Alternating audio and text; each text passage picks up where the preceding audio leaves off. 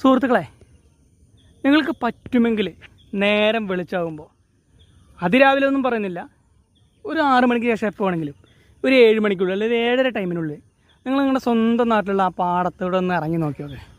അപ്പോൾ ശരിക്കും നിങ്ങൾക്ക് മനസ്സിനൊരു കുളിർമയും സന്തോഷം കിട്ടും, കുറച്ച് ടെൻഷൻ കുറഞ്ഞ് കിട്ടും. മനസ്സിലായില്ലേ? അവനവൻ്റെ നാട്ടിലെ നല്ല സുന്ദരമായിട്ടുള്ള സ്ഥലം അതൊന്ന് കണ്ടു നോക്കി നോക്ക്, കൺകുളിർക്കെ. എല്ലാവർക്കും പറ്റുന്ന ഒരു അബദ്ധം എന്ന് പറഞ്ഞിട്ടില്ല, അവനവൻ്റെ നാട്ടിലെ മനോഹാരിത കാണാൻ്റെ വല്ലവരും നാട്ടിലെ കണ്ടിട്ട് ആസ്വദിക്കാൻ നിൽക്കും. മനസ്സിലായോ? ഭഗവാൻ എന്ന് പറഞ്ഞ വ്യക്തി ജനിച്ച നാടിന്, അതായത് ഓരോരുത്തരും ജനിച്ച നാടിന് ഓരോ പ്രത്യേകതകൾ നൽകിയിട്ടുണ്ട് ഇല്ലേ? നമ്മളെത്ര സ്ഥലത്തേക്ക്, ഇപ്പോൾ ഞാൻ ഇപ്പോൾ തൃശ്ശൂർ ജില്ലയിലുള്ള ആളാച്ചാൽ ഞാൻ എത്ര പുറം നാട്ടിലേക്ക് കാണാൻ പോകുന്നുണ്ട്. ഇപ്പോൾ ചിലപ്പോൾ വേറെ നമ്മുടെ പഞ്ചായത്ത് തൊട്ട് അടുത്ത പഞ്ചായത്തിൽ തന്നെ ഒരുപാട് സ്ഥലങ്ങൾ കാണാനുണ്ടാവും. അപ്പോൾ നിങ്ങൾ ആദ്യം ചെയ്യേണ്ട കാര്യം എന്താ അറിയോ?